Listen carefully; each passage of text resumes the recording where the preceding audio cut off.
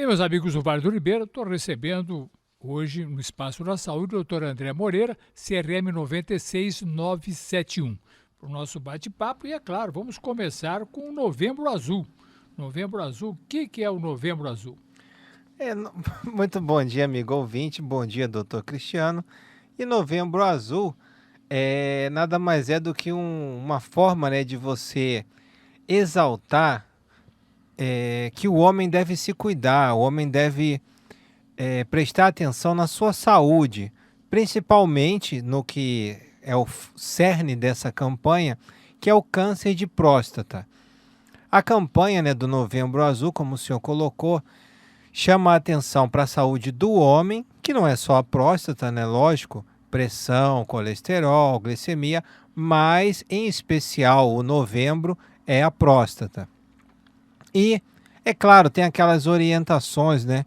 Que a partir dos 40 anos, o paciente que já tem um histórico familiar tem que começar já a fazer exame.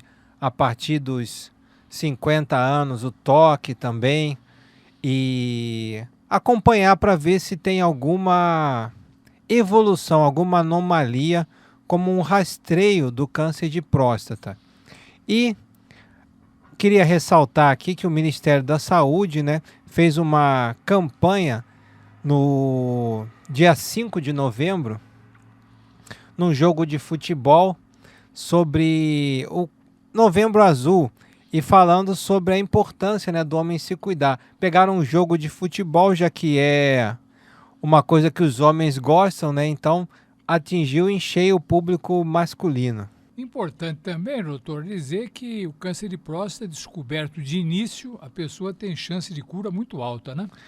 Sim, assim como o câncer de mama também, né? Então é muito importante essas campanhas para justamente abordar essa detecção precoce e poder talvez ter menos sequela, não só do problema, né, do câncer, mas também do tratamento. Então, às vezes, uma radioterapia, uma cirurgia mais tardia, então acaba gerando mais sequelas, mais lesão do que se fosse uma coisa precoce. Doutor André, vamos aproveitar aqui e falar sobre algo que está crescendo muito no Brasil, que é o acidente vascular cerebral, o AVC. Se o senhor Sim. explicasse o que é o AVC, o diagnóstico, quais os tipos de AVC que existem, né? Sim, na realidade existem, de um modo geral, né, dois tipos. Aquele que é o hemorrágico, que é o sangramento no cérebro, e o isquêmico, que é a falta de sangue no cérebro. São dois opostos. Nesse caso, os opostos não se atraem, não. E aí, o AVC isquêmico, em média, um pouco mais de 80% dos AVCs, dos quadros de isquemia cerebral. E o hemorrágico, graças a Deus, tem uma incidência menor. Por quê? O hemorrágico é mais grave, então você tem um sangramento dentro da cabeça. E aí é mais difícil, você teria que, de alguma forma, tirar esse sangue lá de dentro para poder a, a pressão dentro da cabeça voltar ao normal. Só que, é claro, você tem que pesar até que ponto vale a pena fazer um procedimento. Então, o AVC, o que que é? É como o nome já diz, um acidente vascular que pode ser isquêmico, hemorrágico, é o que na sua essência? Uma morte, um pedaço do cérebro, ele morreu, que é uma isquemia cerebral, assim como na isquemia miocárdica, quando tem um infarto, um pedaço do coração morre. E aqui no cérebro, um pedaço do cérebro morre. É claro, né? Daí a importância da gente prevenir, ver quais são as doenças que estão mais relacionadas ao AVC. E é claro, se você se previne, se você trata, você acaba, se por um acaso vier a ter um derrame, esse derrame vai ser numa proporção bem menor. É assim como no câncer de próstata, se você faz uma detecção precoce do risco, você acaba tendo uma agressão menor. E eu queria ressaltar, né, que o principal fator de risco para o AVC é a hipertensão. Bom, doutor, quais são as dicas para diminuir o risco do AVC? Eu até aqui, falando do AVC, eu quero pegar carona num outro estudo que nós já abordamos aqui antes, que falava sobre as principais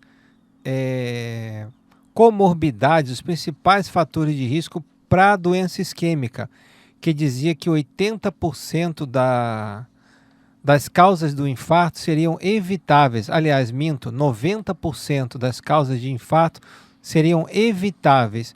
Então a gente poderia traçar um paralelo para o AVC também, porque as causas elas se sobrepõem. E aqui as principais causas do AVC seriam a hipertensão, como eu já falei, o diabetes, colesterol, sedentarismo, obesidade, o tabagismo, bebida, excesso de álcool, né? Aí tem um fator, tem coisas que não dá para mudar. Idade avançada, então idade é um fator que não tem como. Não tem jeito, né? Aí, por enquanto ainda não tem. Sedentarismo dá, o tabagismo dá, obesidade dá, colesterol dá para mudar ainda que seja com remédios. O diabetes dá para ser controladinho, a pressão dá para ser controladinha. Histórico familiar, esse não dá para mudar também. Então, se tem um histórico familiar de AVC, de acidente vascular cerebral, de alguma doença cardíaca hereditária que possa cursar também com AVC, então são coisas que não dá para mudar, hereditariedade. E o sexo também, geneticamente, não dá para mudar. Externamente ainda dá, agora genético não dá. Esses seriam os principais fatores.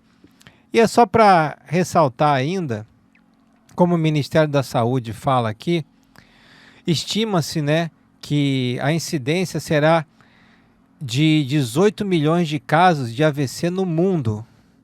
Em 2030, 23 milhões. E uma vez vendo sobre isso, né, estudando o assunto, a gente vê que cerca de 30% nos Estados Unidos, né, que é o que mais levanta a estatística, 30% é um segundo AVC. Então a pessoa tem o primeiro AVC, muitas vezes pode ser pequeno, aí a pessoa não dá muita bola, não, já passou, não foi nada, pegou de leve, aí vem o segundo. É tipo a onda do tsunami, né? Veio a primeira onda, quando todo mundo achou que já tinha passado, veio a segunda. E aí, assim, o AVC, o derrame, ele pode dar em qualquer região do cérebro. Então, sintomas os mais diversos possíveis. Eu já vi paciente, por exemplo, que chegou só com uma alteração da fala. Aí eu falei, o que aconteceu? Não, de repente ele começou com a dificuldade de falar. Eu falei, pode ir para o neurologista já. E era um AVC. Então, por exemplo, alteração na face, o rosto, metade do rosto não mexe. Torto, etc. Isso, na hora de sorrir não consegue. Tomar cuidado, tem a paralisia facial também, que pode confundir. Mas, por exemplo, um braço, uma perna, ou o lado inteiro do corpo. Então, os sintomas podem ser o mais variados possíveis. Bom, vamos agora para outra questão também. Uma notícia boa, parece. O Ministério da Saúde está incluindo o tratamento para doença na válvula cardíaca no SUS, é isso? Sim, eu achei é um tratamento caro, né? Sim, eu achei bem interessante. Inusitado, né? Quando eu vi essa matéria, eu falei, vou ter que comentar. É o famoso TAV, que é um implante transcatéter da válvula aórtica. Você faz um cateterismo e ao invés de você abrir o peito para trocar a válvula, você vem com o catéter, com a válvula substituta no catéter, e aí quando você insufla o catéter, você esmaga a válvula que estava ali, a válvula nativa. Ela fica comprimida por baixo dessa válvula nova. E aí você solta lá a molinha e fica o negócio pronto lá. Esse implante por catéter, eu lembro na época que lançou, custava em torno de uns 400 mil. Brincadeira. Há muitos anos atrás. E aí fui levantar, ver se eu conseguia levantar alguma estimativa de preço. Eu achei aqui em 2017 na Bahia, né, que com certeza deve ser mais barato que em São Paulo, nos grandes hospitais, estava em torno de 113 mil reais. Então é um procedimento realmente caro, né, que não é qualquer um que pode pagar. Mas o SUS vai dar agora? E o SUS parece que vai dar. O SUS comentou aqui nessa matéria do Ministério da Saúde que existem vários hospitais no Brasil que têm o certificado de nível máximo, que são credenciados ao SUS. E eles separaram então 20 hospitais, ó, tem 75 hospitais com nível A, credenciados ao SUS. E eles separaram 20, escolheram 20 para poder fazer esse procedimento país afora. Que bom, uma notícia boa, porque essa estenose da válvula aórtica, esse acometimento da válvula, ocorre, diz aqui, em torno de 5 a 10% da população com mais de 75 anos. Então é uma coisa que, conforme a população envelhece, se torna muito mais prevalente. Então o que acontece? A gente tem que ter outras soluções para poder abordar o problema. Não precisa abrir o peito daí, não precisa cortar, Sim, né? é verdade. Mas assim como no cateterismo, por exemplo, né, angioplastia, porque se você perguntar para a pessoa assim, você prefere a angioplastia, que é botar a molinha lá na coronária, ou abrir o peito, fazer uma Todo cirurgia? mundo prefere angioplastia. Todo mundo vai falar, eu prefiro Eu, a angioplastia.